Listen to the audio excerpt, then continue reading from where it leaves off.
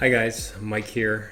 In this video, I'm going to explain how I prepare for the Abyss and sort of organize my party into a way that I can quickly see, where I'm good and places where I may be lacking.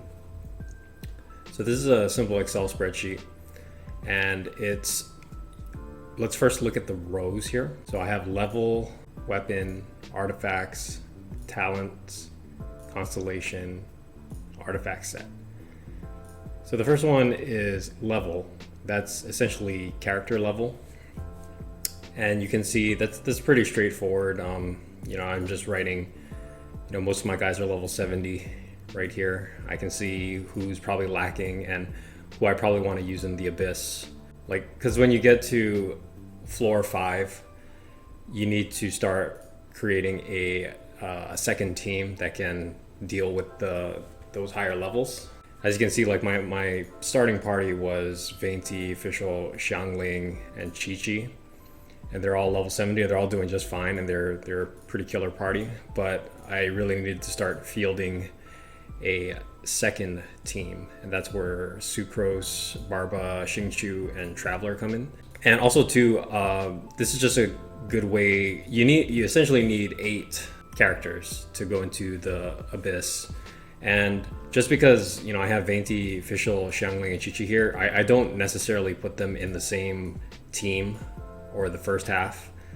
I may mix and match, maybe Veinti, Xiangling, and then get Barbara if I need Aqua to deal with the fire mages, auras or something, and maybe Traveler. And then I'll typically try to get maybe Barbara in one party for healing and then Chi-Chi in the other. I try to keep Chi-Chi and Barbara separate because they both contribute healing. When you're raising 8 different characters, honestly, the UI in the game is not good for looking at, getting a big overview of your units and who needs what and stuff. So that's why I made this spreadsheet, so you can just, as you're leveling up your characters, you can see, okay, I have 70, my starters are all good. Okay, I need to bring Xingqiu up a little bit. He's kind of weak, and this will kind of give you an idea of, maybe I can get through floor 7 or floor 8 in the Abyss with a level 50 Xingqiu, but if I saw in my spreadsheet that he was level 1 or something, then it's okay, I know I need to work on that, and that would have probably been red. But as you can see by using the spreadsheet, I know, okay, I brought Xingqiu up a little bit, so I think he's okay for now. So the next thing is weapon, and this number is also, it's similar to the level, the character level. It's just the weapon level, and just pick a weapon to put on your unit and get that weapon. I would say get it to at least 60. Another thing too is the reason why you want to have this spreadsheet and organize everything is because you don't really want to go to get things to level 80, because the cost associated with getting whether it's the character level or the weapon level to 80 is significantly higher than getting it from 60 to 70. So you can think that, okay, those resources are better used on someone like Xingqiu, who I need to bring from level 1 up to, say, a level 50 or 60. So that way you can kind of look at these numbers and be like, okay, I think I'm good for weapons. And that actually seems to be the case. I have 60, 70, 70, I have 80 for Chi-Chi, and I brought everybody else's, my B team's weapons up to level 60. So I think I'm pretty good here for level 1 weapons, with the exception of Xingqiu. Maybe I probably want to bring him to level 60. Another reason I want to bring him to level 60 is to get that other character ascension, so I can start leveling up his talents more. But that brings us to the next line, which is artifacts. And artifacts is the same idea. You're grading them just based on the level ups that you give the artifacts. So the purple artifacts will go to plus 16. I'm crappy at math, so 16 times 4 or 5. So the max you can get for 5 purple artifacts is at 80 in this category. Whereas if you had 5-star or orange artifacts, you could do they go up to plus 20, right? So that's 20 times 5, that's 100. Well, that's easy. So that in that case, that would be 100. But The idea is whether you're using purple artifacts or orange artifacts, these are just to give you a top level view of what needs to be worked on, because you definitely you don't want this here where I have Xingqiu. He only has level 4 artifacts. Like I only not ascended, but leveled up 1 artifact to +4. So that's something that needs a priority, and I put it in red. I think looking at just this number is just a very good indicator. I mean, granted, you may not have the exact stats that you want on the artifacts, but you can always do that later when you have more resources and more time money and time to spend on getting the exact stats and combination of artifacts that you want. So, but like see right here, Xingqiu, he's high priority. I need to get his artifacts level up, and that tells me too when I'm playing. So I'm not just fiddling around, like not knowing what to do. I know, okay, I need to get trash artifacts so that I can use those as fodder to level up my Xingqiu artifacts. So it gives me a clear goal when I'm playing. So I'm not just like that way you're not like, I don't know what to do. What do I need to do? How come I'm stuck? So I'm telling you right here, like this spreadsheet is telling me right here, I'm stuck because Xingqiu's crap artifacts and he's not contributing well to the party. Okay, so the next one is talents. Talents is the same thing. You're just counting the number of talent level ups that you've given your character. So you can see, and it's any combination, because you can only level up the first 3, which is your normal attack, your elemental skill, and your elemental burst, right? So you're just adding up the number of talent level ups you gave your characters. So for Veinti, I gave him 10 level ups. And of course, it's going to be better, to level up your elemental skill or your burst compared to your normal attack. But this is just giving you a basic understanding of, okay, where am I lacking? So, okay, you can see Veinti, Official, Xiangling, Qiqi, they're all good. I don't need to work on them for now. Because remember, it's going to get more expensive to get from Qiqi, to get from 16 and get another talent level up to 17. Whereas compared to Xingqiu, it's actually pretty easy to get from a level 4 talents. Like I only put 4 upgrades into talents to a 5 and a 6 maybe. So that's where like here Barbara and Xingqiu, they take priority in probably getting these talent level ups. And this gives me an idea of how much I want to spend. For Xingqiu, I don't want to spend too much on him just for the future, because if more better characters come out, I don't want to put all my eggs in one basket for Xingqiu. I want to see how far I can get in the abyss by just getting by. So like my plan for Xingqiu is I just want to level up, I think, his burst and his elemental skill. Probably get this to like +8, 9, or 10, something like that. I'm not really too concerned about leveling up his normal attack, because I'm planning on using Traveler to dish out the just basic attacks. And you can color code them if you want. Makes it more easier to see. But these are the things these 4: level, character level, weapon, artifacts, talents. They're things you directly have control over in the game with resin. Resin is also a factor as well.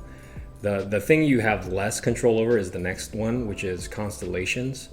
Constellations, everybody knows how constellations work. You get them in the gacha rolls, and it's just nice to put them here just to see who has more strength. It's just counting the constellations that each character has. As you can see, like my 5-star characters, Veinti and Qiqi, they don't have any constellations because I didn't even bother rolling. But something too, like the Traveler right here. Traveler, you can get these 5 constellations just in game, just playing the game, beating all the in-game content, and they're pretty decent. They're pretty good. So Traveler's a pretty solid unit. I'm using Traveler as a Nemo. Anyways, so constellations, yeah, you can't really control it, because it's, the more money you spend, and it's just gambling essentially, but it's just there to give you a reference. And then another thing I have here is artifact set. This is something I put here because I want to kind of plan what artifacts I want to aim for. And as you can see, I still haven't decided for a majority of, or nearly all of the units I have, of all the characters I have. But like I know for Sucrose I want an Instructor and Wanderer's Troop for the elemental mastery. But yeah, you can use this, I would use this line to kind of plan out even more. When this is all filled out, like say you had all your artifacts planned out, then you can really get a good idea of what your party is like, and how you can mix and match, and possibly plan for the Abyss a little bit better. This is one thing I kind of see a lot of people, they say the Abyss is too hard, but like the Abyss, a lot of the enemies, like I know like floor 7 and floor 8, they have the very distinct weaknesses. So you're someone who's not a 5-star character like Xingqiu, but he's still going to have use in dealing with those pyro units, because the pyro auras are weak to the water. If you just plan out your party and have all the units attacking the right weaknesses, then it makes the Abyss a lot easier, I found. See, like with this setup, I got past Abyss level 7. I would say I'm technically stuck on 8, but I don't think I'm really stuck on 8. I just want to beat it very cleanly. If I kept playing it multiple times and just kept trying, I think I could beat it, but I just want to have a really clean party and try to beat it pretty cleanly. So Xingqiu, I think Xingqiu was really weak, but I think bringing him up a little bit will help me deal with those pyro mages a little bit more. But that should help me through Abyss floor 8. It's so easy to get lost in Genshin because there's just so many currencies and there's so many things to do, and then you also have the resin where it's like, okay, what do I spend my resin on? And this chart, if you make this chart for yourself in Excel, you just do it for yourself, it literally tells you what to spend your resin on, and you can make more educated and less stupid decisions on things. And if you really don't know what to spend your resin on, you can always spend your resin on Mora. You just can't get enough Mora in this game. Like you can see here, total Mora for a level 70 weapon. To get a level 70 weapon, you need 239,000 Mora. And then I also have the Mora costs. There's more here, like to get a character to level 70, you need 665. All of these numbers are on the wiki. It's just here for my reference, so I can quickly get a quick glance of how much more I need. And here's talent level ups, 502, artifacts for 4-star artifacts, 613.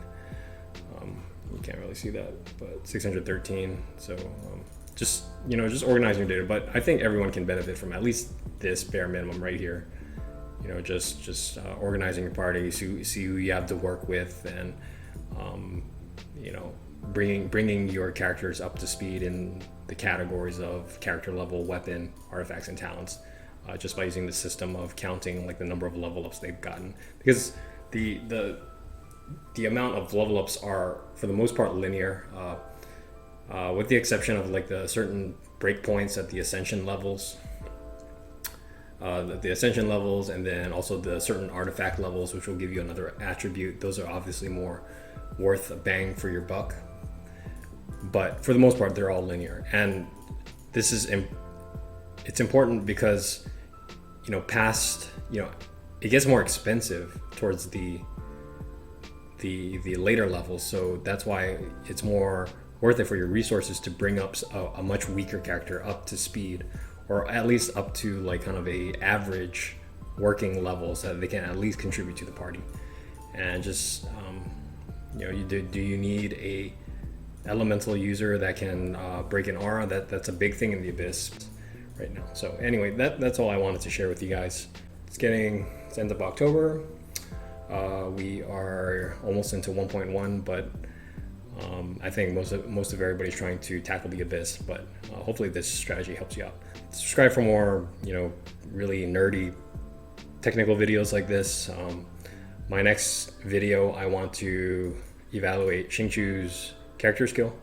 But yeah, that's pretty much it, and I'll see you guys next time.